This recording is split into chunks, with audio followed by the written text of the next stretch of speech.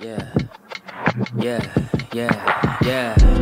Making her way to the mic. They start dimming the lights. You start feeling alright. From Birmingham, home of the Teddy Longs and the Ruben Studders. More once you discover. For all of the lovers, Whitney Houston and Roman Reigns. For all of the lovers, and Mickey James and Marvin Gaye. For all of the lovers, and Sasha Banks, Janelle Monáe, Silk, Sonic, and Paige. Allow me to say, look, I just found a place, sweet escape for every one of us. I was kinda late, so I just made it off the struggle bus. Walking by the fate, cause I know it's right in front of us. Yo, I ain't with the hate, gotta focus on what's great. Ladies and gentlemen, Steph Hardy is on the air. Had to drop a couple bars just to make you all aware. So, sit back, relax, enjoy the show. You know I go by Joe or the rest of the flow, yeah.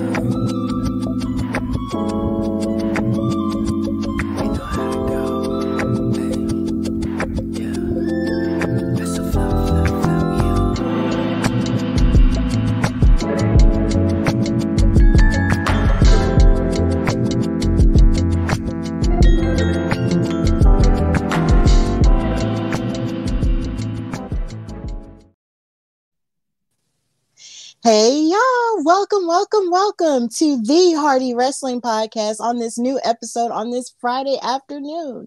Thank you guys so much for watching wherever you're looking at. Thank you so much for looking at this show and for giving it time and just for allowing it into your wrestling heart and mind and space. Of course, I'm your girl, Stephanie Hardy, host and creator of this fabulous platform and writer for Women's Wrestling Talk and color commentator featured on the Belladonna Division, Battle Club Pro, Black Girl Magic 2022, and soon to be Spartan Wrestling next weekend, y'all.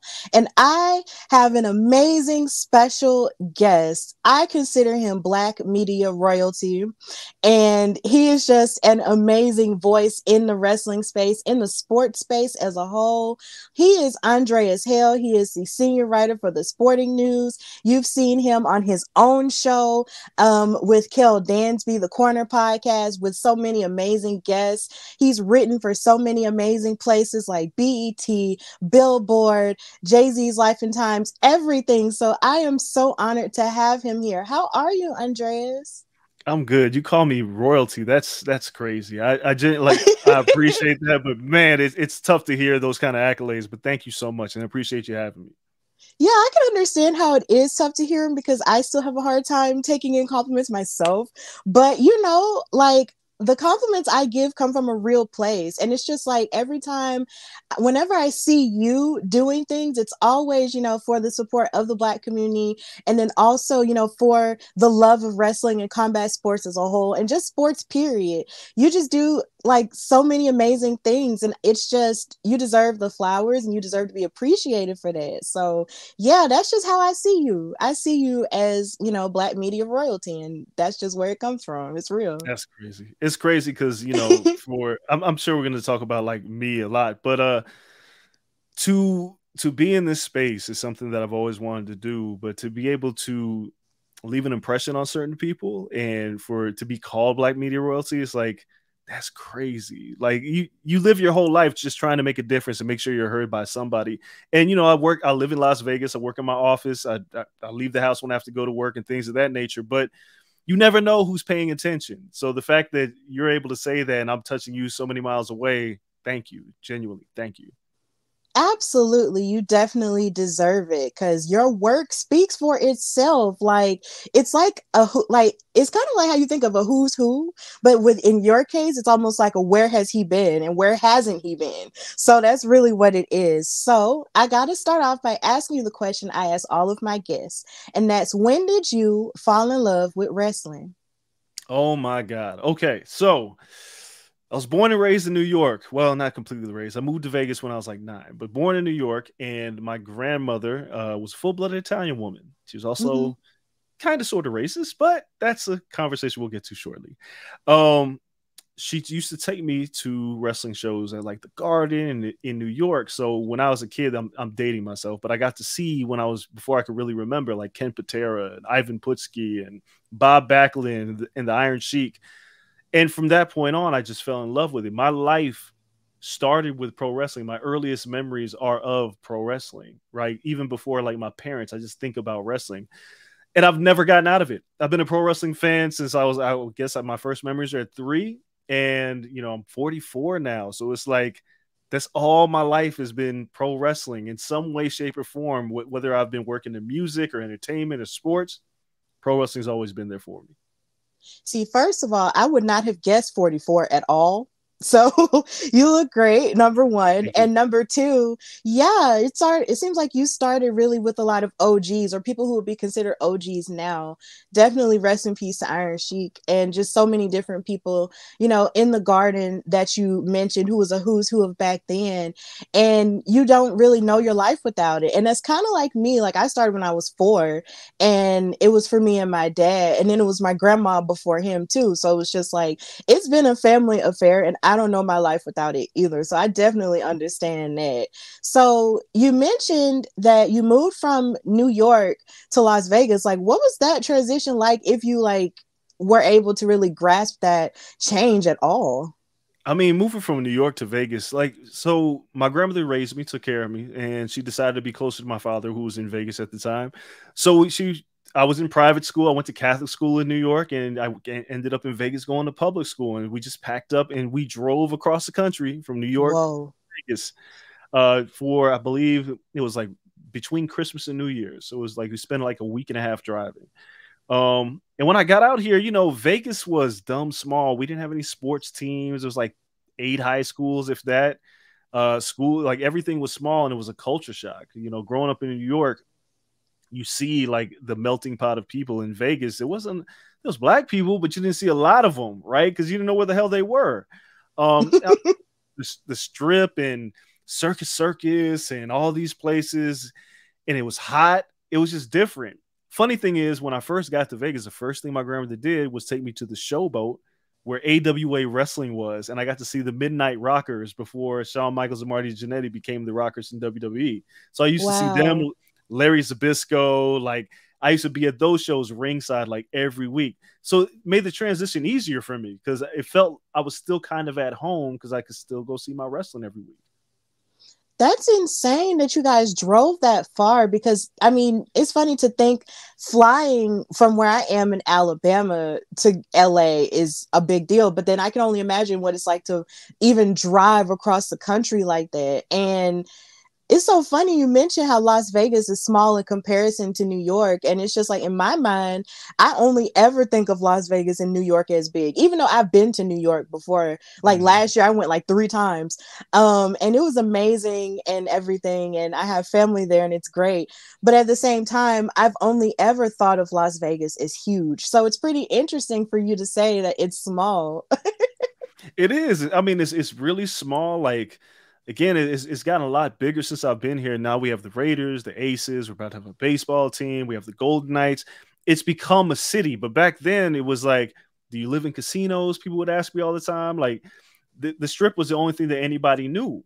And so it was very different. And again, it's a culture shock. Like growing up in New York, where like my uncle loved like hip hop and used to get me like mixtapes and all that stuff all the time. So I had to have them sent to me from New York because there was nowhere to get them out here in Vegas. So it's just a very different experience growing up and living in Vegas. I mean, there was, you know, I didn't go to them, but when Mike Tyson used to fight, me and my friends would like drive down or ride down to the MGM and hang out in the lobby just to see who was going to be there. Cause it was like Hollywood on a certain street. Then you just go back to your regular life, which was like boring in you know, junior high and high school. It's a unique experience, like living in a 24-hour city that's known for like gambling, like prostitution. Very strange place. Yeah, I imagine so. Like that has to be insane. But you know, it seemed like, you know, you really did make an amazing experience out of it, you know, having your regular life experience, but then mixing in a lot of the glamour, you know, that you were able to see with that as well. And then of course, wrestling had its place there too. So you and your grandmother had that in common, and that was able to sort of help you transition and feel more so at home. But I can't help but, you know, ask you, like, your grandma was racist, Andreas? How did that work? So my grandma's full-blooded Italian woman from Sicily. She dated and married a black man and had my father. But she was never particularly fond of African Americans. Just the way it was. Being Italian and her bloodline, they weren't fond of them. It's just how it was. So me growing up, I was always taught that I was unlike the rest of them. And as I got older, I was like, no, I am them. Right. You know, so it was, I love my grandmother with all my heart, God rest her soul, but it was an experience being raised by a white woman who didn't want you to really be like the other black people out there. I'll never forget the Rodney King riots happened. And she was like, they're out there doing this. And I'm a kid. And I'm like, those are the people that look like me. I should be out there with them instead of being at home scared of them. So it was it was one hell of an experience. And one of the things that in pro wrestling that helped me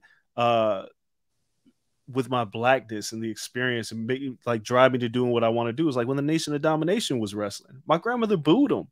I cheered for him. And we would have debates. She was like, oh, that Malcolm X, he's full of shit. And I was like, wait, what? Like, what are we talking about here? But me, if anybody knows me, I'm super pro-black. I've always grown up that way. I've always wanted to know my roots. I've read a lot. Like, it's been my experience.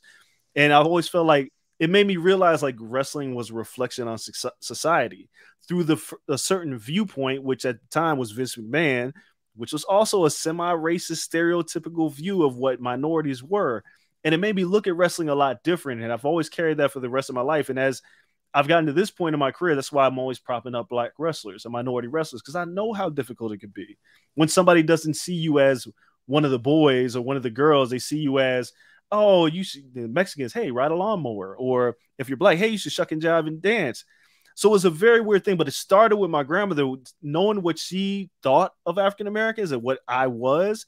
It was like a huge clash in our house all the time.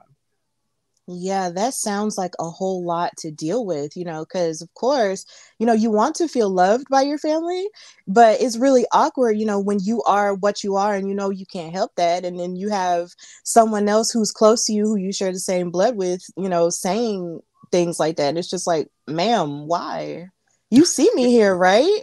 Like I imagine that had to be difficult, but I hope that y'all were able to still, of course, have that love even through that, right? We did. I mean, we did. It was just, we had a lot of conflicts in our house. I went to Morehouse. When I was a kid, I was in the Kappa Leadership League, which was like a young black fraternity. I was in the Martin Luther King Youth Council. I sat on the board. I was in the We Rise Youth Council. These are all things that ran opposite of what my grandmother thought I should be doing. Like we bumped heads in my house, even with my father. Like, why do you want to go to an all black school? I was like, because I want to be around people that look like me. Right. I want to know what it's like to be loved because like we share the same backgrounds, and realizing that like even at Morehouse, like we share a skin color, but all skin folk and kinfolk, you find out everybody's different. But I needed to have that experience in my life. I needed to have that. But there was always love. My grandmother, till the day she had her last breath, like she loved me to death. But there were just certain things that were hard to get past, growing up as a young black man in Las Vegas who wore his blackness on his sleeve, and having a grandmother who was not really fond of that was an interesting time. Yeah. But, I believe the most important part that you did mention was finding your identity and knowing, who you are. And that seems to be something that you knew from jump, even though, of course, you had your conflicts. You knew who you were and you were not afraid to be that. And we're going to get further into that, as we go into our conversation, because that's one of the qualities that I love about you and your work. You are who you are and there's no change in that. So when exactly did you fall in love with other forms of combat sports outside of wrestling? Dude, wrestling is like the gateway drug for everything, right? So it's like as a kid watching pro wrestling, and then like my grandmother used to watch Ray Boom Boom Mancini. So every time this guy Boom Boom Mancini fought, it was like be a party. Like all the family members would come over and watch it. And for me, I love the pageantry of boxing. And that was how I found Muhammad Ali as a kid. And we used to all watch old VHS tapes. And the way he talked, I was like, yo, he's cutting a promo. Like that's not your usual trash talk. Lo and behold, Muhammad Ali was a family of Gorgeous George, and that's how he became the Louisville Lip as Cassius Clay and became Muhammad Ali. So everything has always been pro wrestling, but MMA is the same way. I was like, oh, these guys can slam each other. The first time I saw an MMA fight and somebody did a power bomb, I was like, that's a power bomb. I know what that is. They all kind of work in sync together. And I think even the biggest fights in boxing and MMA have a hint of pro wrestling in them. The trash talk. Because that's how you get people interested in what they're about to do. Fighting is just part of the equation. But in pro wrestling, as we know, the best talkers, the best promos, from Randy Savage to Roddy Piper to whoever, it's always been about how they talk and how they present themselves. How do you get me interested in what you're doing? And I found that in boxing and MMA as well. Like the biggest fights have this huge element of pro wrestling involved, and nobody can deny it. Even though people will try to say, "What? Why do you still watch pro wrestling? Don't you know that's fake?" And I always got to correct them. It's just not fake. Relax. But everything you do has a hint of pro wrestling in it. Even this election with Donald Trump, that was pro wrestling. It was goofy, oh Jesus, but it was pro wrestling. That was Yes. 100% pro wrestling. It was 100% a gimmick and a promo from Donald Trump. Like everything's pro wrestling at the end of the day. You are absolutely right. Because it's just like, even when you go to the movies, and depending on what type of movie it is, whether it's like an action movie, superhero movie, or whatever, like me and my significant other, my boyfriend, will be watching a movie, and then he'll pick out like certain wrestling moves, like in the Yep. stunt work. And it's just hilarious how it does trickle through everything, you know. And I say all the time that wrestling deserves more credit, you know, than it gets for kicking a lot of stuff off, especially even with Hollywood, with stunt work, with having its movie stars that are on top right now, like Batista, like The Rock. Like, you don't get a successful acting career out of those two men without the ups and downs of character work that they had to do in WWE. Like, they deserve more credit when it comes to that. So I'm really glad that you mentioned that with other combat sports. Like, every time we see stuff with the UFC or anything goes viral, it's usually because these fighters have said something to each other, or they've had an interaction with each other that really does remind you of an encounter that you've seen on wrestling, like every other day, or every day in this case. So that is absolutely true. And I'm glad that, you know, you had that with other combat sports as well. Muhammad Ali is definitely a big deal when it comes to that. Like, to this day, he's such an inspiration. So I'm glad that you mentioned that. Even on your Instagram, you posted your video of how you bought the action figure that WWE put out of him, and you seemed so excited about that. I've never done like an unboxing video. I was like, these are so corny. I'm never gonna do one. But when that figure, it's over here behind me, when that came, I was like, yo, I gotta unbox this in front of everybody, because again, it was my worlds all coming together, which is Muhammad Ali, which was boxing and the pro wrestling element. And Muhammad Ali was black as hell. Like, he was always Yes. about the people. I loved him to death. A man who was willing to sacrifice everything. So, like, I didn't get it. I usually go to Comic-Con. I didn't get the chance to go this year. But then when Mattel put up the pre-order, I was like, yo, I'm buying that. I don't care how much it is. And then it came, and I'm a geek. And like, if you see behind me, I have all kinds of toys and stuff. Like, my pops used to tell me, like, one day you're going to grow out of all these things: video games, wrestling, toys. I was like, all right, now you'll come over to my house and be like, you never grew out of it. I was like, and I'm making money off of it. So chill. That part. Okay. Definitely. That's just like how my mom told me, you know, I'm going to grow out of Barbies one day. And she sort of had an age limit where it was just like, they would stop buying me Barbie dolls. And she would tell my dad to stop buying me Barbie dolls. She was like, look, at this age, you need to be interested in something else, and something like this and something like that. Then you fast forward to now, there's a whole movie about Barbie, and it's just making me want to get into buying dolls again. So you never really grow out of the things. You sort of suppress them a bit because, you know, everybody has to adult. But at the end of the day, the stuff you love is the stuff you love. You never really let it go. Yeah, So. and that's been like my mantra my whole life. It's like, the things I love, why can't I do them as I'm older? Why can't I do them as an adult? You know, even my daughter, she's 6, she's about to turn 7. She's like, Daddy, why do you love pro wrestling? Are you talking to a pro wrestler today? Like, she tries to get involved and she tries to figure it out. You know, my son, it's like, that's what he's exposed to. Whenever Daddy's downstairs doing his work, he sees me watching pro wrestling or boxing or something like that. I do what I love. And most people don't get to do what they love, right? Most people don't get to be involved in what they love. You can do what you love. To be involved and have a hand in changing how it's shaped and molded, it's special to me, and I wouldn't change it for anything in the world. And I'm just fortunate I've been able to do that. That's why it's also always been my goal to prop up other people to try to get into space, because as Black folks, we got a hard time getting in these spaces. So if I can open the door for a few people to come through, that's what I want to do. That's amazing. I'm glad that you have that mindset. And I love that your children get to see that too. Like, your kids are adorable. You have a great family. Like, they look so amazing. So, when did you know that you had a gift for storytelling and you wanted to sort of pursue that as your life's passion? Oh my God, that's a good question. So I didn't graduate from Morehouse. It's a long story. It's okay. But I didn't go to college for like journalism. I went to college for business management because I didn't know what the hell I wanted to do. I just knew I wanted to get out of Vegas and I wanted to go to Morehouse because Trey Styles and Boys in the Hood and Outkast were from Atlanta. And I was like, I got to go to Morehouse because the freak nigga was out there. I was like, I got to go to Morehouse. I started with business management and I was like, I don't even know what I'm doing here. Right. Like I was trying to figure it out. But I loved hip hop. And I love talking about hip hop. I've been involved in the space for a long time. But prior to all this, you know, I used to do my English papers and my teachers used to give me a hard time because of how I wrote. And there was like, it's not bad or anything like that. It's just like you write in this very specific voice. And, you know, it's not like our other students. So I can't give you an A for this assignment because it's not in my vision. And I always felt like English teachers were like failed writers, which is probably not true, but that's always felt. So it upset me. So when I came back from Morehouse, I used to frequent a store called Hip Hop Site. And I used to come in and I used to see like the CDs of artists that I really liked, like Little Brother or MF Doom or Eminem.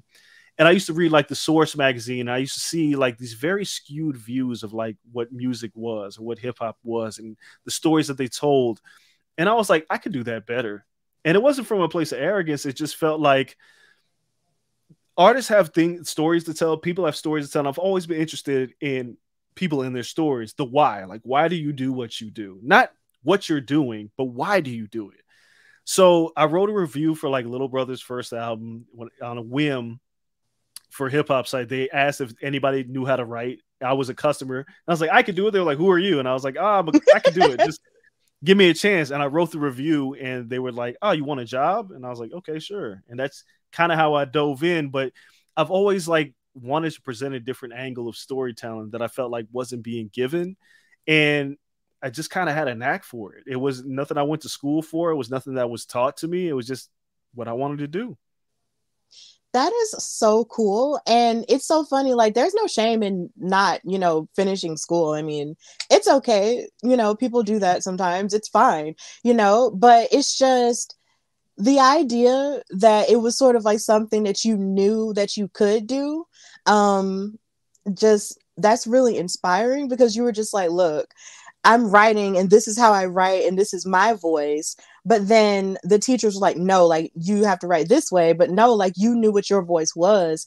And because you had the confidence in yourself, you know, relatively early, you were just like, look, I know I can do this. You know, give me the ball, I can shoot it.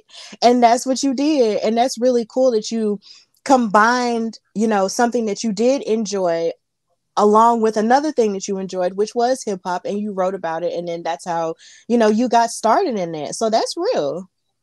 Thank you. Yeah, it's everybody has a different path, right? Like, you know, some people, they're like, I got all these journalism degrees and they can't write. Like, I've been editor for a lot of people and I've read their raw copy and I was like, you can't write.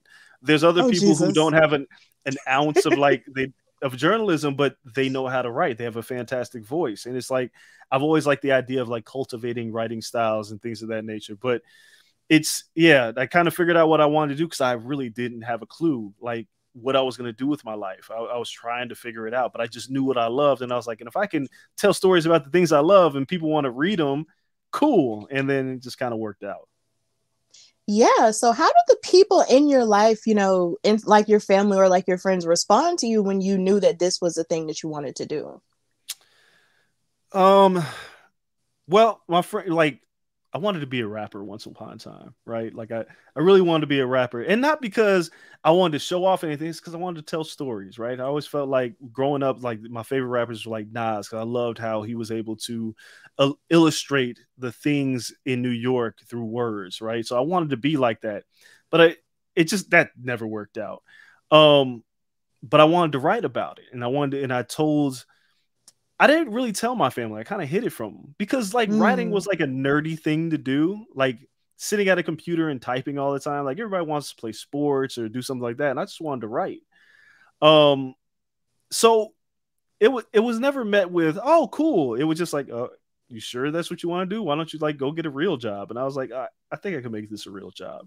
And my wife, who's been there since the beginning, was always supportive of me. But even she at the time was just like, you're just going to write about music all the time? And I was like, yeah, I didn't live in New York. I wasn't going to go fly to New York to get a job. I was like, I think I could do it. You know, there's this thing called the internet. So I think, you know, people can read my stuff on the internet. She was really supportive. But at first, it's like you tell people you want to write for a living, and they're like, they don't really get it. And my family didn't really get it. My father worked in a casino most of his life. My grandmother did like telemarketing. They weren't sure how I was going to make a living or how I was going to make money out of it. So they just kind of shrugged their shoulders to it. It was like, okay, cool. Tell me when you get a real job. Mm. Yeah, that's usually how it is when people want to pursue a job that isn't like STEM based, or if it's not like concrete, like something that you can just, you know, interview for and then just get, like working at a bank or like working at a restaurant or something like that. It's like if we say you want to do something that's very artistic, it's just like, oh. And they kind of look at you like you're crazy, or they just don't say anything, or they say something that's really the opposite of supportive. But you knew you could do it. And that's really the important thing. And clearly, you know, it's popping off for you in this way. And once it started popping off for you, I'm sure they were like, oh, you know, and then they finally got it to a degree. Eventually, yeah. I mean, for a time it was because like, you know, I did a bunch of odd and end jobs, but while I was writing, because you got to supplement your dream, right? Like, so you have of to, course. you know, I worked at a rental car place. But when I started working at hip hop site and writing and worked in the actual physical store that was here in Vegas, and things started taking off, I became the editor in chief of like Hip Hop DX and started making a salary. And then took that side from was like 1,000 uniques a month to when I left, it was over 1 million uniques a month with me at the helm. Then I went to it wasn't until I got to BET that everybody was like, oh, I see that on TV. I know what that is.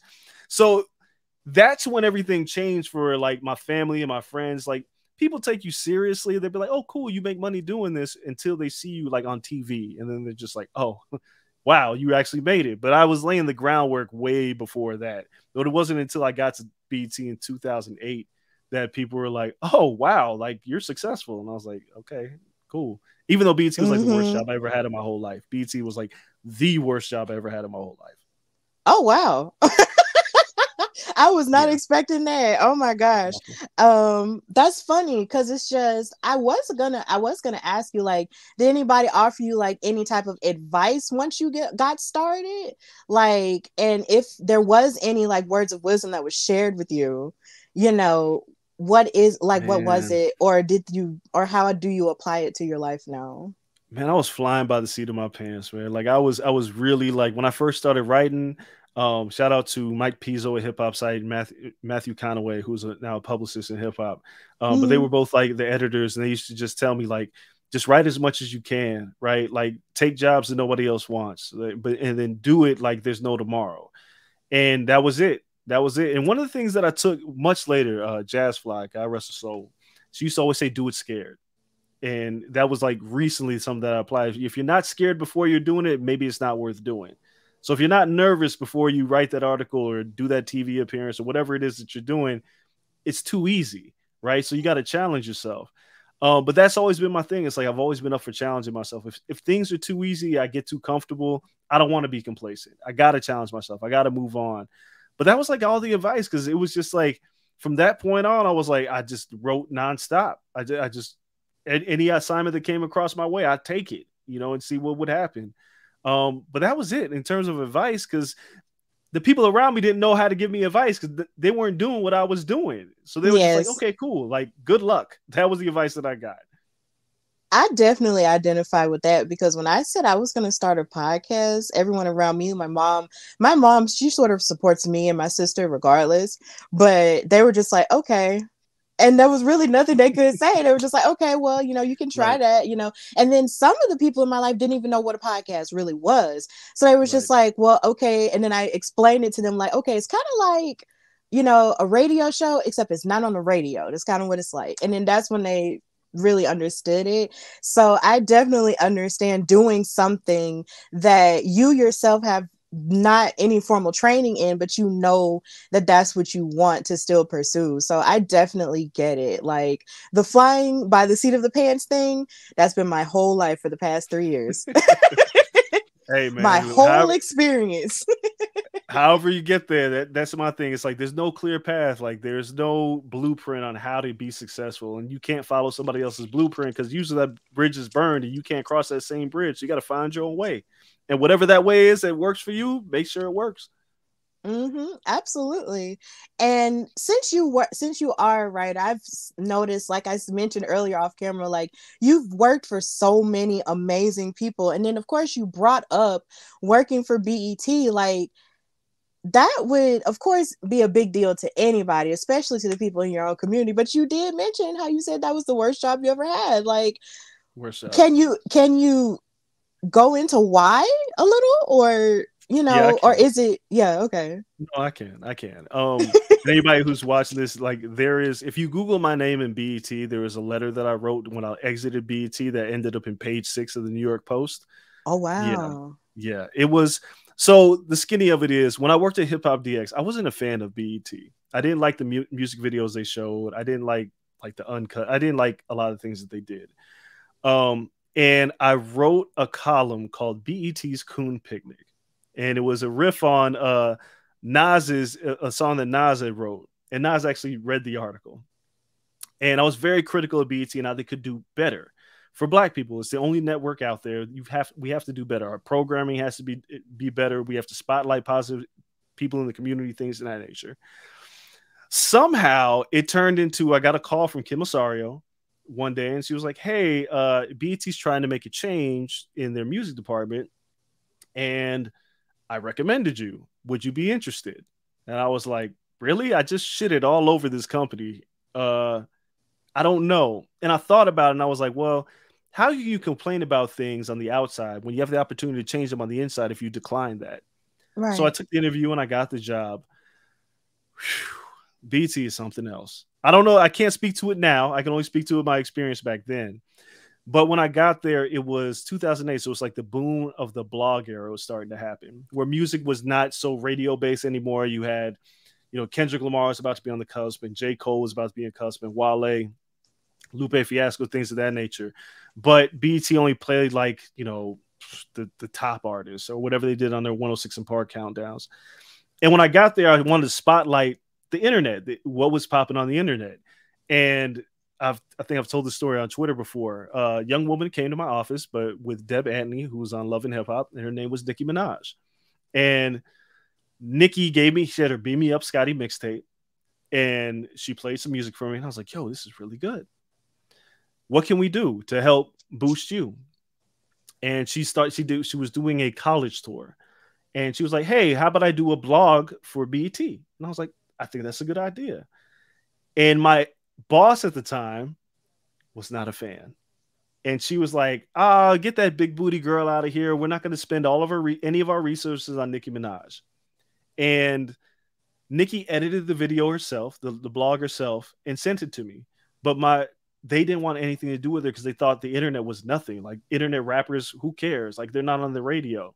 So Nicki was like the first, and I was like, okay, this might not be the right place for me because I'm trying to put them on to people, because the next one was Drake. And So Far Gone had dropped, and I was playing it in my office.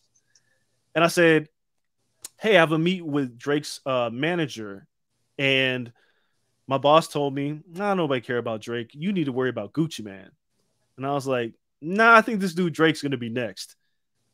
She wouldn't let me take the meeting. It was like that everywhere. I brought them Kendrick Lamar. I ended up doing a documentary on Kendrick for Jay-Z's Life and Times much later. But I brought him Kendrick Lamar with J-Rock, and they was not hearing it. I mentioned Wale to them. I mentioned so many rappers, and they just were not interested until MTV did something. And then they were like, oh, can you call that rapper now? No, not now. Don't wait for the white outlet to take care of him. We should take care of him first. So it was like that there the entire time. It was a place where it was a bunch of smart Negroes with degrees, but didn't know how to talk to people that look like us and it come from the places that we come from.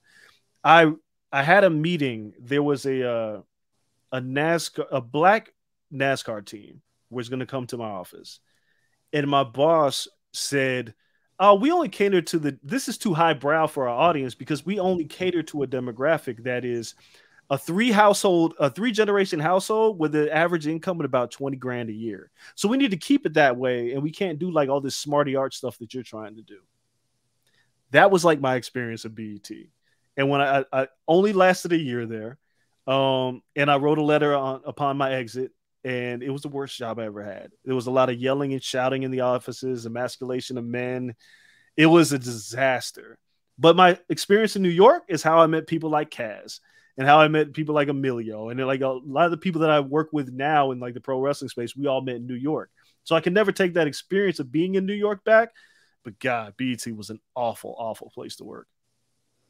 That is so disappointing because out of with all the experiences that you mentioned and with the people who have now become a who's who, you know, in hip hop and also even culture wise, it's just there's so much that BET could have done to actually wrap around and bring in different audiences of Black people, because it's like you said earlier, like every Black person is not the same.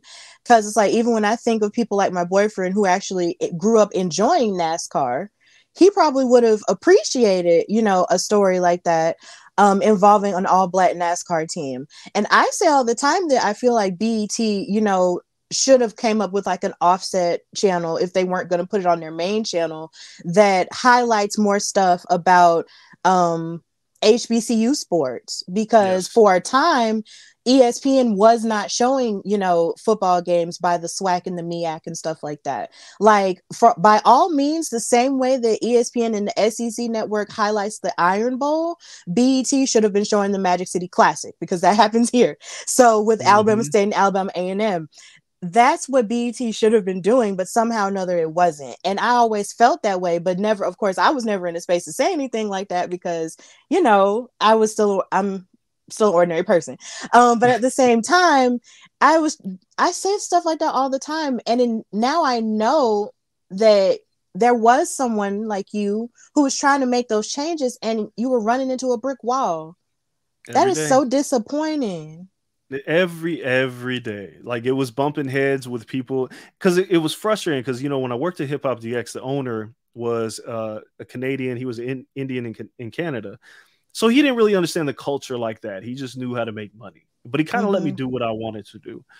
So when I got to BET, I was like, oh, this is cool. I'm gonna work with Black people that look like me. Like, this is gonna be amazing. I'm gonna present them these ideas, reinforce these positive stereotypes about African Americans, and spotlight some great music. Nope. They were like, yo, we got to cater to this demographic, because this is the people that spend money. Like, I'm not the biggest fan of like the Parkers. And like, we showed that show like 1 billion times. And I was like, yo, there's other shows. Like, why don't we pick up like A Different World or something like that? Like, balance. I've never been the one who says, get rid of this because I don't like it. We should just balance it out with something else. Right. And I never felt like BET figured out a way to balance, like, you know, highbrow artsy stuff with whatever culture you're trying to represent at the time. I feel like you got enough space to balance it. I don't need my Sundays dedicated to church programming, right? Like, everybody who's Black is not a Christian. Right. There's other things you can present to them. And they were just like, nope, this is our bread and butter and we're sticking to it. All them ideas that you had, we don't want them. And yeah, it was awful. It was awful. Yeah, and even now, you know, it seems like there's a level of sprinkling of some of your ideas that you had that they do now, but even then it's overtaken by a larger demographic of something else, and it's just of this one thing that they know is going to sell, or this one movie, or a series of movies made by one person that they keep showing every other weekend. That just keeps happening over and over again. I mean, no disrespect if you love that, you know, because there are people who do, but I'm just saying, like, there's still so much more that could have been done with that. But at least I know now that you were behind the scenes and you were, you know, trying to help with that. And clearly from your experience there, you know, you took the positive out of it and you connected with people like Emilio Sparks and like, you know, Kazim. And these are people who we are going to talk about a little bit later in our show, because there's still so much, you know, to discuss with our experience with that. So I loved the article that you did right on Kendrick Lamar and how you equated his To Pimp a Butterfly album, which is critically acclaimed, you know, everywhere at this point. And you equated it to Ralph Ellison's Invisible Man. And then, of course, I love the article that you wrote about Bianca Belair last year when she topped the BRP 50 and for the first time, because of course she did it again this year. But I love the article that you wrote about it. And it's just your work. It's just really great and it's inspiring. So what inspires you to write things like that, where you're painting a picture of this person, you know, and sharing the things that you have in common with this person that you're writing about, while also giving praise to the work that they have done so far? I mean, again, it's like the art of storytelling, man. And it's like, for years, like I was raised by a television. So I was always in front of a TV and I was always watching like TV shows, and it inspired, like those things inspired me. Like a different world inspired me because I was like, oh, I want to go to college because of a different world. So and I read a lot, like I read a lot, like I have like 4 bookshelves in my house just full of books. And the art of storytelling is so imperative for us that I think to make it relatable for people to read, like I've always found my goal is to be able to, whoever's reading what I'm writing is to be able to relate to it. It's not, I love Michael Eric Dyson. I read his books all the time, but Dyson's books sometimes go over the average person's head with the verbiages that he uses, things of that nature. So I always want to find ways to bring the past with the present, draw parallels to things like with Kendrick Lamar and Ralph Ellison's The Invisible Man. It's just how Kendrick operated. And I read so much, I was like, well, how can I tell this story different than from what somebody else is doing? And that's always been my goal, because I don't want anybody to say, it's cool when people say, well, your work is like, but I want my work to be my own. And I want the things that I've done and presented and written and the shows that, like anything that I've produced, I want it to be different, because I don't want to be a poor man's anybody. I don't want to be a diet something else. I want to be Andreas Hale. So when I've told the story, like I love Bianca Belair. I think she's an incredible talent. But you got to have that emotional aspect, like her and Sasha being in that ring at WrestleMania and looking across at each other. And Sasha's like, I've been here before. I know what this feels like. And I see you getting ready to cry, but girl, you got to get it together. Yes. We about to work the hell out of this match. That is like my favorite part of that match. And I wanted to tell that story in that article. Is like, she's next. There's nobody like Bianca.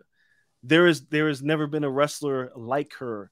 And I wanted to make sure people understood that. There's never been a rapper like Kendrick Lamar, and I want people to understand that. And however I have to do it, whatever parallels I got to draw, it's just reading as much as I've read over the years. It's just like, I want to be able to tell stories just a little bit different, but they're still relatable to most.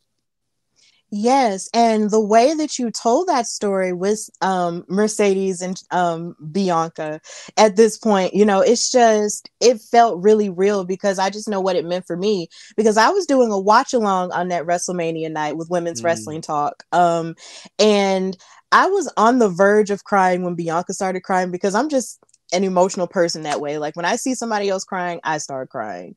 And then I'm just like, oh my God, don't do this now. And I had to hold it in because I was on camera. But once the whole match was over and the whole match had happened and then the match ended and Bianca won, I just couldn't stop crying. I couldn't stop. How could you not? I mean, but and I know there's so much wrestling talk, but that's the beauty of wrestling, right? Like to draw emotion out of people. And like what her and Sasha, obviously Mercedes, did on that particular night was so important to us, because 2 Black women main eventing a WrestleMania, right? And I had talked to Bianca before in the Sporting News right before the Royal Rumble, and she said, my dream is to wrestle another Black woman at WrestleMania. And it ended up being Sasha, and she won the Royal Rumble. They gave her that opportunity. Whereas 20 years ago, we would never have thought of a Black woman main eventing WrestleMania, no less 2 of them in the same match. So for them to be in that moment and noticing, again, Mercedes is like, I've done this before, but I've never done this opposite of somebody else that looks like me. And Bianca taking this all in, like on the verge of tears, not because she's scared, but she knows what this moment means to little Black girls all across the globe and just people, Black people. She knew what she was getting into that night, but it didn't hit her until that particular moment. And it's funny when you watch that match and Mercedes does that come on and like Bianca like nods her head and they just go. They go. And I was like, oh my God. Like I was overcome with emotion on that night. And then she wins, and Montez is sprinting down the aisle. I was like, yes, that's Black excellence. That's Black love. Like, it's everything I've always wanted in my pro wrestling, because I didn't get that growing up. I didn't get to see that. People that look like me succeed. And as you get older, you start to realize there's people making decisions that they don't believe in that stuff. And that particular night, they believed in those two to have that moment and tell that story. And I felt it was only right. Like when BRP reached out to me, shout out to those guys. I love the Black Wrestling Podcast. When they reached out to me, read that story, I was like, I would be honored to, because you don't get to tell these stories on a variety of mediums. And telling that story and what it meant to me and what it meant to everybody else, because I know how emotional it made me feel. So I can only imagine somebody like yourself. It's like, I have to illuminate that story for others. And it was a fantastic opportunity. Yes, I'm so glad you took it, because I love BRP too. They've been on my show. We did a crossover for Black History Month, and that was great. And it's just the idea of someone as excellent as her walking forward, you know, into what she is. It's just such a beautiful thing. And her and Mercedes tore the house down. And I've watched that match so many times for clear skin. Like I've watched that match like so many times just to feel, you know, good about myself. Like I've watched Kofi Mania for that too. God. Like I've watched like both. Oh my gosh. Okay. Like both of those matches are on my vision board for the year. Like because of what they meant for me and how it put the battery in my back to do what I do on a regular basis. Because watching these people that I love that look like me succeed in such a wonderful way is just fantastic. And with you mentioning, you know, Bianca and Mercedes, like what was your take on everything that happened in the last year with Mercedes and Trinity and how they've risen above all of that to continue to prove that they are them girls? So yeah. Look, I love it. Yeah. So I never pledged allegiance to a promotion. I love talent, right? So people that started shitting on Mercedes for leaving and walking out and Trinity for wanting to go to Impact, I was like, these girls are living out their dream and they know that they don't need the WWE to do it. So the saga that's played out over the past year is just Mercedes did what she needed to do in WWE. Like, that is a girl who has always wanted to wrestle in Stardom. She has mentioned it numerous times. If you can find the interview, she says it a lot. Like, she loves Joshi wrestling. The fact that she's able to do that now and she does, like, the Mandalorian and everything else, like, that's what it's about. It ain't about a promotion. People are going to remember the WWE. That's great. But people are going to remember Mercedes for being Mercedes. Not the WWE superstar Mercedes. And her and Trinity have had this opportunity to enjoy life, because I know wrestling is the grind, right? Like I'm sure it'll come up at some point. Like Biggie is one of my best friends, and we've been friends for years. I know how much a grind it is on people, and it's work. It's truly work. So if you get that opportunity to, one, if you don't like what's happening and you can just leave and start a new life, do it. So I think that's exactly what Mercedes did. She looked at this and she said, this ain't for me anymore. I've outgrown this situation. But my life isn't over. And so many people on social media were like, oh, it's over for her if she leaves WWE, because what is she going to do? She's doing just fine. I'm so happy for those two. Seeing Trinity and Impact is like, why didn't she go to AEW? Because she didn't want to go there. She wanted to go where she wanted to go. That Knockouts division and Impact is incredible. And she's the champ. And she gets to do her. I don't know why we're against people doing them sometimes, because we want what we think is better for them. That may not be what they want. Trinity and Mercedes have been on that grind for a long time. They deserve everything and more of what they asked for. Absolutely. I definitely feel that way too. That was really hard, because the way it happened for me was just the fact that I didn't know what had happened, because I didn't watch Raw that night. I went to bed and I woke up and all heck was breaking loose. And I was just like, what is going on? And I had to run and do like media stuff for Women's Wrestling Talk involving it, because of course that is a platform created, by a Black woman in TK Trinidad, and is ran by a majority of us Black women. And they're going to ask us how we feel about these things, because of course these are involving two of the top Black females, in wrestling. And it was really overwhelming, but all I just kept hoping for was that they were just going to choose what was best for them at the end of the day. And clearly they did. They bet on themselves, and they knew that the music lived in them. Like Whitney Houston said in Cinderella, like, the music's in you. Like when you know, and when you know it, and when you have found it, there's nothing that's going to stop you from doing what you need to do for yourself. And that's exactly what they did. And I love them for it. I'll always love them. And I definitely love them for it now, because clearly they are popping off in amazing ways. And I miss Mercedes so much, because she did get injured a few months ago. But either way, even with her still making history with Willow, like that's just, they're amazing. And I'm just happy that they're still succeeding. So the first time I, experienced your voice and your essence was, of course, when you were on Twitter. I noticed you on Twitter, and there was a whole lot of stuff that you would talk about with the New Day. And it's just, a part of me in my head was like, he has all this stuff to say about the New Day. Maybe I should follow him, because a lot of the stuff he has to say about wrestling is pretty spot on with a lot of things that I feel. So let me just follow him and just keep going with that. So how do you and the New Day connect and, keep your brotherhood alive even through so many life changes? Oh, man. So I met E through Kaz, and I can't remember how long ago it was. So I used to write for MTV years and years ago. And MTV, I did a SummerSlam. I was covering SummerSlam for MTV. And I ended up interviewing the New Day, and I'm talking to Big E, and we were talking about music. And he mentioned he liked the Flatbush Zombies, which is like a very underground New York hip hop group. And I was like, oh, really?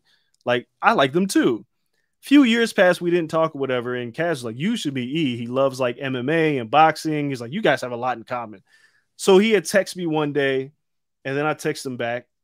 And one thing led to another. We just started talking like every day. And it wouldn't be about like wrestling. It'd be about like Seinfeld or movies and TV shows. And then I met Woods, and I met Kofi. And we've always talked. When we got the closest was during the pandemic. So after Kofi Mania happened, of course, we stayed in touch. But the George Floyd situation happened, and the New Day had their podcast, and they wanted to do an episode on George Floyd. And Ian Woods and Kofi, they called me and was like, can you do this with us? Because, we want this to feel very authentic.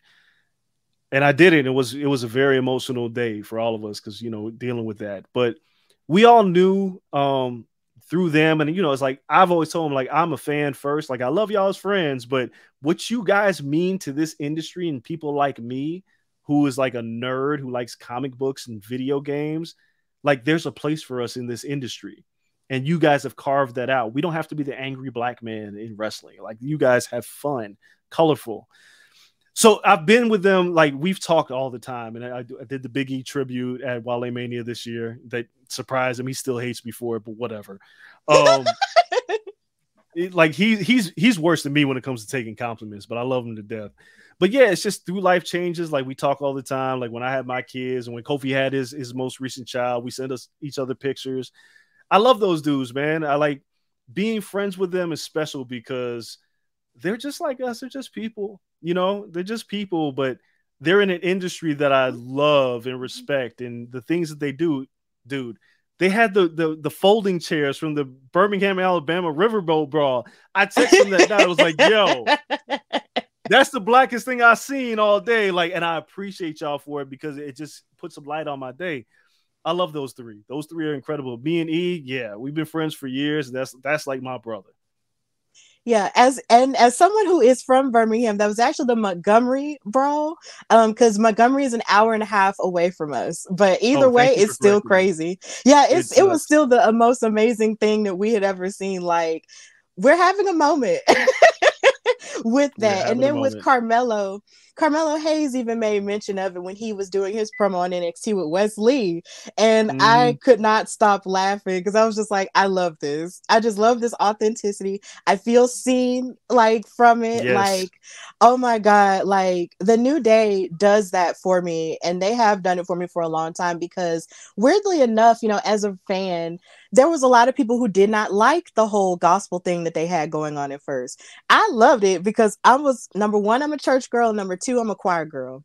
So I was just like, yeah, they're going to do something and it's going to feel like Kurt Franklin, because that's my thing. But a lot of people didn't like it. And I'm just like, why are y'all booing them? I like this. Mm-hmm. But then they flipped it and made it to what it is now. And it is so incredible. And then watching all the work Xavier has done with Up, Up, Down, Down, and making Black men who are into gaming feel seen. Like, I can't tell you how many times, you know, my boyfriend has lost his mind over something that Xavier or Big E has done when it comes to video games, or the unsportsmanlike behavior that Kofi has whenever he loses. Like, they be like, it's just so funny. And I appreciate, you know, them being themselves, because it opens up people to be themselves as well. Like, who they are is so important. That's why I think they are the greatest faction of all time, because their impact, you know, goes a lot further than just in-ring stuff. Like, what they represent is a whole lot more loving and more authentic and deeper and stuff. So I live for them. And me and my boyfriend took it very seriously when Big E got injured, because that happened in Birmingham and we witnessed that happen. And that was the roughest thing. Like, we felt so sad, but he took it in stride, I guess, from on social media, as much as we saw. He took it in stride, and we were just happy that people were showing him so much love and so much appreciation. And I pray that at some point, you know, we'll see him again. But either way, I am so thrilled that you guys have that friendship and that brotherhood. And I could definitely tell, because I was at Wale Mania in the audience watching everything happen. And then when Big E came out and surprised everyone, because we didn't know he was going to be there. And as soon as I heard his voice, I ran out of the bathroom and ran straight to the stage. I was like, oh, snap, it's Big E, and just lost my mind. And with everybody showing him love and everything, it's just clear that he's surrounded by people who love him, and that's really the most important thing. And Kofi and Xavier, of course, are still carrying around that banner for the New Day. So I love that. And in speaking, you brought up that episode of the New Day pod where you guys were talking about the George Floyd tragedy. Like, that was one of the most vulnerable things that I had listened to at that time, because everybody was in their feelings. We were all upset. We were all angry. You know, there was just a lot going on. There was like a reckoning happening at that point. But, you know, that was also the same year I had started my show As It Is. And I was trying to figure out how am I going to mention this? But I had to, you know, have the courage to try and do it. And watching you guys talk about it and be vulnerable with each other about it as Black men, and being real with each other and leaning on each other's friendship so to get through that, was a very beautiful thing. And I appreciated you being a part of it as well, because you brought in your journalism and your activism into that and made it an authentic thing. So I definitely appreciated that at that time. Yeah, and still appreciate it now. I mean, dude, the pandemic was hard on all of us, right? But especially as African Americans in this country, to deal with Breonna Taylor and George Floyd and Ahmaud Arbery, like, to deal with those things was very difficult. But, you know, the rose grows from the concrete, and, you know, through that is how we came up with Our Heroes Rock, which is right behind me, with what me and Big E came up with. We just knew that we wanted to do something that made a difference in this world, right? Like, the short story is, Jonathan Davenport, who does everybody's gear, he just did Ricochet's gear at SummerSlam, the Optimus Prime gear, which I pop for. Yes, I'm such a nerd. But, you know, E was, after the George Floyd podcast, me and E had this really long conversation about, well, what do we do next? Because this conversation can't just live and die on a podcast. Like, how do we continue to make a difference? And we were like figuring these things out for like several weeks. And you remember they took a knee in the ring, him and Kofi? Of course, yeah. And one day, he sends me some artwork for the gear that he's going to have. And, you know, it's Ruby Bridges and like Jane Elliott and Cornel West. Excuse me, it's cartoon characters. And I'm like, all right, who made that? And he's like, Johnny made it. I was like, okay, well, what are you doing with it? He's like, well, I'm just going to wrestle with it. I was like, and then what? He was like, I don't know. I was like, dude, that cannot just be ring gear. I was like, we have to do something else with that. I was like, if you want to make a change, because wrestling happens so fast, some people go, oh, that's cool ring gear, and it just disappears. I was like, we should make a cartoon. And, you know, me and Johnny got on the phone and we started a Kickstarter, and we was like, we want to make a pilot episode. I was like, hey, I got my connections in hip hop. I was like, I'll call my sister Rhapsody. And I was like, hey, Rap, I need a favor from you. If we get this thing greenlit, if we make enough money, will you do the voice of Ruby Bridges? She was like, absolutely. Eric the Architect from Flatbush Zombies. Hey, man, will you do the beat? Absolutely. That's how this thing came to be, because we always felt like, and I know from my experience, like racism happens at a very young age for all of us. We experience it. We're all blindsided by us. Like all African Americans, I put a tweet out. I was like, when did you first experience racism? And most people think that these happen in your teenage years, but it happens at a very young age and very innocent when you're blindsided by somebody telling you, oh, my daughter can't play with you because you're black, or the N-word comes out or something like that. And we was like, we want to hit kids at a young age. And that's how Our Heroes Rock, which is Schoolhouse Rock meets hip hop, came to be. But that's Woods and that's Kofi and that's E. Like, this is how they think. How do we be progressive? How do we make an impact that's much further than anything we've done in the wrestling ring? I also want to tell you something. Wale Mania, to get E to come to Wale Mania was like pulling teeth. He didn't want to. Not that he didn't want to come to Wale Mania, but we knew we were doing this for him. Like I was planned out to do this whole thing to pay tribute to him. He doesn't like it. He doesn't like getting his flowers. He cringes at any time. So I couldn't tell him, obviously. But I was like, yo, you got to be here because we're going to present something with Our Heroes Rock. He was like, no, you can do that by yourself. I'm just going to go home and go to sleep. I was like, no, we got to figure it out. So I'm talking to Wale, and Wale's like, just blame it on me. Say we're doing something for Wale.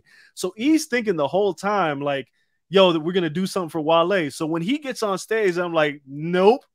The look on his face, I thought he was going to kill me. Then we played the video, and he was like, I almost cried a few thug tears that night, but that was a special moment. It is like him showing up was like really hard to get him to do, because that man does not like to leave his house. Mm-hmm. Yeah, he's like, even on the 24 the WWE did on him, like he talked about, his introversion and how, doing things like that, is draining. And I understand that too, because I feel like I keep bringing up my boyfriend, Lord. He's an introvert as well. So it's just like, hearing him talk about that, hearing my boyfriend talk about it, and then hearing Big E talk about it, it's so interesting, because you would think somebody who's on television, wouldn't feel that way, because he's so, effervescent on television. Yes. He has all of that, joy and all that other stuff happening in the ring. And of course, he's dominant when he's wrestling. So to see that somebody like him with that big of a personality on screen can just, he's really reserved into himself. It's just like, oh, wow. Like, it was really surprising, but he deserved that, he deserved that love and appreciation on a night where so many Black people were getting love and appreciation. And the Usos, they were getting their love and appreciation for everything they've done with the Bloodline and Solo as well. You had Trinity there as a guest of honor. You had Jade Cargill there. You had everybody and their mama, who was anybody that was there. And that was my first Wale Mania ever. So, my really? God. Well, yeah, like that was an insane time to be alive to witness. Like, it's crazy, because I had been to WrestleMania before, except I went in when I was 17, and I went to the one in Atlanta. So that was the one I went to. So everything else that that would happen around WrestleMania weekend, either didn't exist yet, or I wasn't there for. And WrestleMania was just one night then. So yeah, of course now it's a whole monster, and getting to experience it now, it's just like, wow. It's a wow thing. it's a cultural experience now, right? Like with Wale Mania, like we did our little brunch thing, and it's just, we want to make sure that, I think all of us in the space want to make sure that we're seen, right? For all the hard work that we do, because as we've seen, I think Black wrestling Twitter over the past like several years has exploded, and we kind of found our tribe. Like, there was a time where being a wrestling fan, being an African American, wasn't cool. It's like, oh, you watch that wrestling stuff. But it's like when me and Kaz met, I was like, you're a wrestling fan? He was like, you're a wrestling fan? I was like, we're best friends. Like, that's kind of how this thing works.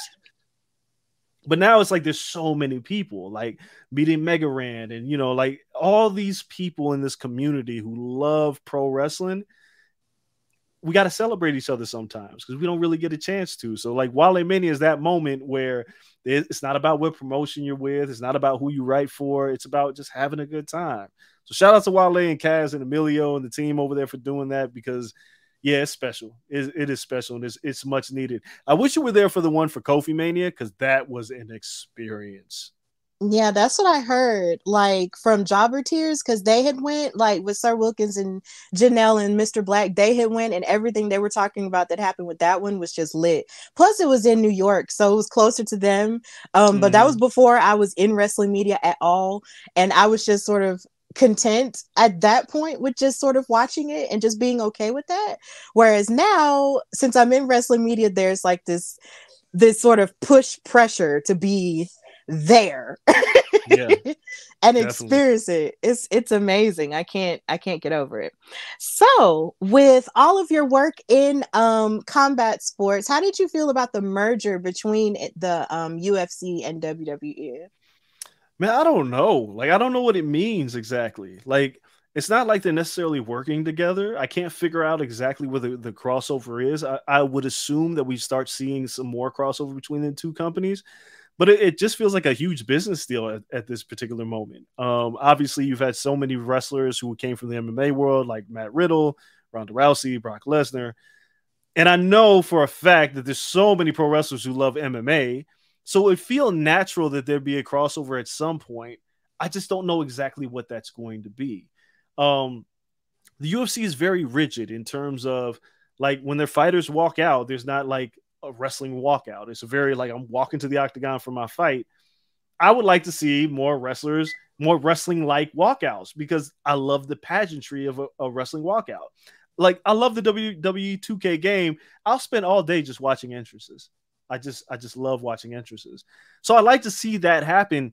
So I don't know what it means. I also thought it was strange. It's like Vince McMahon and Dana White being together. I was like, ugh, gross. But yeah. But I don't know. I don't know what the future holds for that. I just know they're making a lot of money together. Yeah, and that's, I've had that question myself too. I was sort of wondering, like, what does it mean? Like, does that mean we'll see Conor McGregor, challenge Brock Lesnar at some point? Like, does that mean like Ronda will somehow, trickle back into UFC and then sort of like double up? Like, what does, like, I did wonder what that meant, but maybe we'll figure it out down the road, at some point. But I do know one thing though, with those entrances, I love that you brought that up, because I think of Big E again, doing entrances for people in boxing. So it's just like, if they do that so much in boxing, and stuff, you would think that in the UFC, it would sort of make it an easy transition, but you just never know, I guess. You don't know. And even with the boxing stuff, that was something me and E did together. It's like we walked out Sean Porter for his fight with Errol Spence, and we did Sean Porter for his fight with Terrence Crawford. And then E did the intro for the Wilder Fury fight. And those are things that me and him orchestrated without the WWE. It was just me and him. We were like, Sean met Sean, and I was like, well, what are you doing for your walkout for the Spence fight? And he was like, oh, I don't know. And I was like, oh, you should meet this guy, Big E. And I showed him like the intro to the New Day entrance, and he was like, I want that. And we put it all together and made it work, and it went viral. And then for his fight against Terrence Crawford, we wanted to do the same thing. And I called Rhapsody, and I was like, hey, can you do this walkout? And I was like, people love that. I mean, Terrence Crawford was just walked out by Eminem, and everybody went nuts over it. So these are the things that I feel like could help the UFC in terms of identity, in terms of like viral moments. Fighting's cool, wrestling's cool, but I'm all about like entrances and what are you wearing, what's your ring gear look like. Like, I'm all about that. Hopefully those two worlds being together, we can see a little bit more of the fighters' personalities, because we don't see enough of their personality. We know they can fight, cool, but I want to give me something to sink my teeth into. Muhammad Ali is my favorite fighter, not just because of what he did in the ring, what he did out of the ring, and the way he talked trash, and he was an advocate for blackness. Like, I love all those aspects. Hopefully the UFC will take a page out of that and bring more flair to their fights. Absolutely. And even when I think of women's boxing, and how my favorite right now is Alicia Baumgartner, like, I really feel like, forgive me if I'm messing up her last name, but it's just like, okay, yes, great. Okay. It's just when I see her, like, I see like her either tag teaming with Bianca Belair or fighting against her, because they just have some of the most, they just have similarities to me. So it's just like, get into it just a little bit. Get into the wrestling thing. Like, it would just be fun, not just for me, but for other people as well. But, I'm selfish. Like, I'm just like, you know what? Get into wrestling, do this. But, Look, I just saw Alicia 2 weeks ago in Dallas. Alicia's a pro wrestling fan. People don't know that. Yes. Oh my God, that's so amazing to know. Okay. And she knows who Bianca is, and Bianca knows who Alicia is. And I'll just kind of leave it at that. Okay. I just really yelled. Okay, I'm sorry. But I'm just really excited to know that. Okay, that makes me so glad. Okay, so how do you feel about the state of wrestling now? What's great about it and what can be improved upon, in your opinion? All right, what can be improved upon it is tribalism. I really hate wrestling Twitter. I hate it. I don't know why people pick sides. There ain't nobody paying your bills. Like, it's stupid. Just like what you like and don't yuck what somebody else's yum is. Like, I like both promotions. I like Impact. I like New Japan. That's the beauty of pro wrestling right now, is that there's so many ways to watch pro wrestling. You're not just limited to WWE. Like, if you like amazing women's wrestling, watch Impact, because their Knockouts division is incredible. If you like bell-to-bell action, like I just finished watching G1 and got all caught up, watch New Japan. Watch somebody like Will Ospreay. I think the beauty is that there's wrestling everywhere, and there's not a stereotypical wrestler that's successful. They all look different. They're all different colors. They're all different shapes. They're all performers at the end of the day. I just hate going online and listening to people or reading people's debates about why AEW sucks and why CM Punk is this or why WWE sucks. Just enjoy it. Just love wrestling. I'll never for the life of me understand the tribalism. And then people going back and forth about it and make it in like a real argument. I'm like, dude, nobody cares. Like, just watch it and enjoy it. What else I love about the state of wrestling is the diversity. I mean, it should be pretty obvious. Like, it wasn't like this years ago, right? Like, seeing Ricochet open a match with Logan Paul, seeing Bobby, like being a black champion is not like, oh my God, it's a black champion anymore. It's like, all right, cool. We have a few of them now. Seeing the Street Profits, seeing Bobby, like the Hurt Business, like seeing so many different wrestlers, Carmelo Hayes, seeing Wesley and Carmelo Hayes about to be the first two black wrestlers wrestling for the main title of NXT. I still hate that there's so many firsts. We should be past the fact that there are so many firsts when it comes to black wrestlers. But I do like we're acknowledging it, and it's happening because there is growth. But yeah, just leave the tribalism at home. And I'd like to see more of us working behind the scenes for these companies, whether it's in a producer role, commentary, booker. Like, we don't have to just be talent, and we're journalists, but we can do other things. So I'd like to see more diversity behind the scenes, but I think there's a step in the right direction across all platforms. All those companies are making great strides. Absolutely. Like, I believe tribalism is the reason why this show exists. Because it was okay. It's just, I was on a Facebook group, and of course we were full of wrestling fans. And around the time AEW was started, it was great. There was a lot of excitement. There was a lot of happiness about it. This is a new thing, it's great. But once the competition stuff started to happen, and once people were sort of trying to make it parallel to WCW versus WWE back in the day, that started to get really overwhelming for me. And I was just like, why can't we just love what we love and just leave it?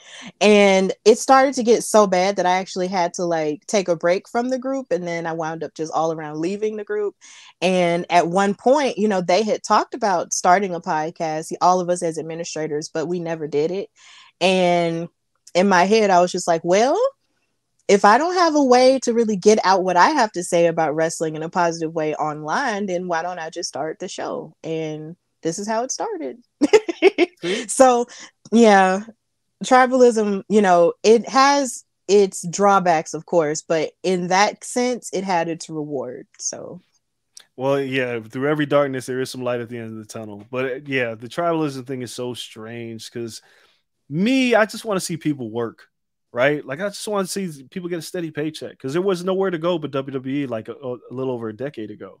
Now you have multiple promotions, and yes, the pay scales are different, but shout out to Cody Rhodes, because what he created ended up being something that helped get people more work. And I'm sure he's still happy to see Ricky Starks main eventing on Collision. I'm sure he's happy to see the people that he came up with. People think that Cody went back to WWE means he's abandoned AEW, but I think he's happy with what he created there. But yeah, as fans, it's like, yeah, you could be critical of a storyline. Like, not all storylines hit. Some suck, right? Like, some storylines aren't great. But it doesn't mean the promotion's terrible, right? Like, I love the New Day. I also love AEW, and I love watching Powerhouse Hobbs, Ricky Starks, and Swerve Strickland. I think Swerve's doing some of his best work in AEW right now. But why can't I like them both? Why do I gotta pick? It's so stupid. Yeah, like you can like it all and everything is okay. Like it doesn't mean that you like one over the other. It just means you just like just everything that you're seeing in wrestling. And honestly, like all of it can just be so exhausting at times, you know, but at the same time, as long as you know what you love, that's really all that matters. Yep. So of course, you know, you mentioned Powerhouse Hobbs and you mentioned, you know, Ricky Starks. You did have them on a panel that you did this year, you know, for African Americans in pro wrestling, talking about the past, the present, and the future. What did that mean to you to actually put that together, you know, at a Black sports journalism convention? Like, what did that mean to you? Man, it was incredible. First, shout out to Gregory Gibson, the organizer for the Black Sports Business Symposium. He gave me a call. I did a panel called Wrestling with Stereotypes at Starcast several years ago. And when I did it, I didn't know how people were going to react to it. And then like Kevin Nash has shouted it out and Sean Waltman has shouted it out. So we did it. Moxley had staph infection. So we ended up being the main event at Starcast. And like Mick Foley showed up. Gregory Gibson was there and I didn't know who he was. And the panel went over so well, like obviously the pandemic happens, but he calls me and was like, hey, if I do this, would you host a panel? And I'm thinking in my head, I'm like, Rich Paul is at this conference, right? Like the Rich Paul and like all these Deion Sanders is a keynote speaker. And I was like, you want pro wrestling here? He's like, I love pro wrestling. Absolutely. So yeah, you reached out to AEW and they were more than happy to send some talent out there. We got Jade on the panel as well. Willow Nightingale. I can't say enough beautiful things about that. I love Willow. I love Jade too. I love them all. Yes. Stokely Hathaway was part of the panel. And I didn't know how it was going to be received. It was at Mercedes-Benz Stadium. It's in a stadium. And they put us on the main stage. And I was like, oh my God, like we're about to talk about pro wrestling in front of all these people. And I don't know if they like pro wrestling or not. So we had a small crowd and it grew and it grew and it grew. And it was like, it was packed by the time we were done. Man, it meant the world to me because I got an opportunity to open the door for Jade to tell her story and Ricky to tell his story. Like the first question I asked Ricky Starks, there's no tape of this anywhere. I was like, are you Black? And the only reason why I asked this is because I know he is, but so many people question his Blackness. And he knew I was going to ask it. We had set it up beforehand because people were like, why is Ricky Starks on the panel? And I was like, because he's a Creole Black man. Like Black people look like this. And that's how we opened it up. And it was just like from that point on, the Black experience as pro wrestling fans, as pro wrestlers, what it's like Jade Cargill, like telling the story about being a mother to her daughter and wanting to be a good role model for her kid. It meant the world. And to get the reception that we got afterwards, I was shocked because I just didn't know what it was going to be like. So to be able to moderate and host that panel was incredible. Yeah, because I remember when you first announced it, I was like, oh, that looks good. I wish I could go. But then I was just on my way back from LA to back to Birmingham. So I was like, yeah, no. But either way, like I support you in my heart of hearts, you know, get it cracking, guys.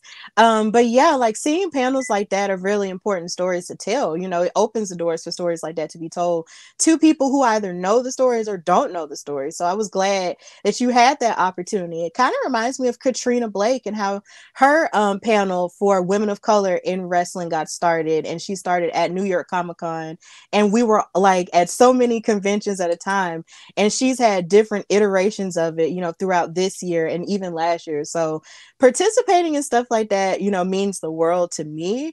And it also still blows my mind that she even wants me on her panel, because it's just like, wait, what? You want me to do this? Like, huh? Because whenever I think of panels, I think, you know, they want like real, like big, important people, you know, but you know, it's okay. We grow. So no, man. What you need is voices, man. And like the beautiful thing about panels is what I also realized is how thankful the talent was to be a part of the panel, because they don't get to tell their stories like that very often. They live as pro wrestlers. And oftentimes it's a facade of who they are versus who they truly are. And especially being Black in this business, you don't really get to open up about your experiences anywhere. And like for this particular panel was just, like listening, like Jade's a sweetheart, and like nobody would know that. You look at her pictures, like, oh, she's so strong and all this. She is a sweetheart. Stokely's hilarious, right? Like there's no bones about it. The guy's just nuts. He's hilarious, but they all have stories to tell that they're not able to tell, and they need that platform. Every voice is important on a panel because it offers a different perspective. So even with you, it's not being big, it's you offer a different perspective, and that's what I think is appreciated more than anything else. Like, who cares how big of a following you have? What do you have to say? And you've got a lot to say. Yeah, I do. And I appreciate you saying that, though, because that really means a lot coming from you. I do have a lot to say, and in having so much to say about, you know, the growth of wrestling and where it's at, you know, there is so many improvements that need to be made, but at the same time there's so much of great things that have happened, you know, to involve Black people and other people of color as well. So I feel like as long as we continue to lay the groundwork and continue to speak out on the things that bother us, and, you know, hopefully just infiltrate those places so we can make those changes, then it'll continue to move forward as long as we keep working. So it's great. And one last question I want to ask you is, what do you feel that the future holds for you? I don't know. That is such a good question, because it's hard for me to think in the future. Like, my wife gives me shit about this all the time. She's like, listen, we gotta plan. Like, you fly by the seat of your pants a lot. Like, you just do things. And, you know, obviously, one of the primary things is working on Our Heroes Rock. The pilot episode, well, the short film is done, pretty much. And we're hoping to get into some film festivals this year to present this thing. So that's like my primary goal. But I don't know. Like, you know, I'm on Sirius XM radio. I do Busted Open from time to time and some of the other combat shows. I don't know. I think ultimately all I really want to do is, sounds so cliche, push the culture forward. But in a way that is giving other people opportunities to succeed in these spaces. I need to see more of us in here. Like I say on a podcast with the Corner, I was like, I always need one Black person in the room when decisions are being made, that Black person could hear that idea and be like, no, that's not it. That's racist, or that's offensive, whatever it is. I think having more of us in spaces that make decisions and make key decisions can only help us grow. And if there's anything I can do to help cultivate the next wave of those people, yeah, like I could have been, maybe I was a disruptor, and maybe I still am, but I want like 30 disruptors, and I want them all to be better than me. You know, some people, they get this idea that they can be the only one. I can be the only Black podcaster, or I can only be the only Black wrestler in this space. No, because white people don't have it that way. There's a million of them. So there needs to be more of us. And we're all diverse. We all have different interests. We're all not the same. We're not a monolith. So if I can open the door for more Black commentators, or more Black storytellers, or more Black whatever, I want to see more Black women in positions of power. Like, I really do. Like, my wife is a strong Black woman. She's an attorney. I need more Black attorneys. Like, anything I can do to help out those spaces. Yes, I worked in music. I worked in entertainment, work in combat sports. I work in pro wrestling. I don't know what's next. Maybe it is film.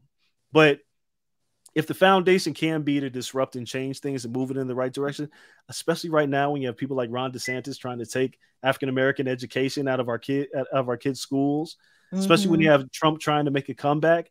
We're at war right now. And whether people want to realize it or not, like, the pandemic was just the beginning. Like, they waited their time, and they're trying to strip Roe versus Wade and, you know, African, like, critical race theory, which isn't even a fucking term. It's not real. It's learning about the truth. What is wrong with that? If we can build that infrastructure, so when I'm long gone, we can keep fighting these fights, because it's always a fight, whether you want to admit it or not. Until we own our own wrestling companies, until we own our own media spaces, I'm going to keep fighting for it. So maybe in the future, that's what I'm doing. Maybe I'm the Clarence Avon of pro wrestling. I don't know, but that's what I would like to do. That's pretty amazing stuff. And I'm really glad that you did, you know, mention the idea that there is so much going on in the regular world, even outside of wrestling, that has to do with rights being taken away, and how what you're creating is helping to sort of speak to that. Because Our Heroes Rock is a cartoon that tells the truth, you know, about Black history as a whole. You know, it tells the truth about that. It fights against other like small little cartoons that you see on Twitter that tells anything but the truth. Right. And I am so happy that at the very least, you know, what something that you can say that you created is helping to fight that. And your voice is definitely needed in this space, and it's absolutely necessary. And you will be blessed in that. And I am so happy that you were able to come on the Hardy Wrestling Podcast and tell your story and talk about everything that you've done so far and everything that you hope to do. So yeah, I'm so happy this happened. So if you don't mind just telling everybody who's watching where they can find and follow you and what you've got going on. Oh, yes. Follow me on all social media platforms at Andreas Hale. My day job's is Sporting News, where I host a show called Fighting Words, and you can find all my written content on combat sports. I'm on Sirius XM, on Locking the Cage, MMA Today, occasionally on Busted Open Radio on Sirius XM. You can find me there. Me and Kel Dansby, the Corner Podcast, wherever you get your favorite podcast. Kel Dansby's from ESPN Ringside, and we just talk about crazy shit: boxing, MMA, pro wrestling, hip hop, culture, things of that nature. I think that's it. Yeah.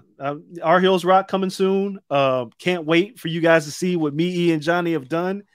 We are very proud of this project. It's almost 3 years in the making now. With that, you'll be getting an announcement relatively soon. I think that's it. And Stephanie, thank you so much for reaching out. Like, it wasn't a question. I was just trying to find the time to make sure I could be on your show, because you've been doing some great work in this industry. And I, you know, whatever I can do to help you, or whenever you want me back, I'll be more than happy to be back on your show. Thank you so much. I'm so happy, you know, you made the time to be on here, because I know you're busy, clearly. So there's no qualms about it. And of course, if you ever want to come back, you are welcome to come back. And I'm grateful to have an, you know, ally like you in this. And I just can't wait to see what you and all of your amazing friends have to offer and show us. Like, I just can't wait. So of course, if you love this show, please subscribe on the YouTube channel, The Hardy Wrestling Podcast.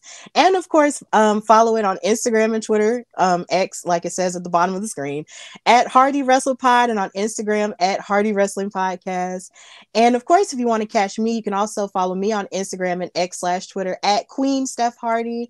And you can follow me and catch me on Women's Wrestling Talk, the #1 women's wrestling show on the planet, on Mondays on the WoW Superheroes After Show, and on the SmackDown After Show, which will be tonight, because yeah, we've got stuff going on there. So of course, this has been the Hardy Wrestling Podcast with your girl Stephanie Hardy and Andreas Hale. And until next time, bye y'all.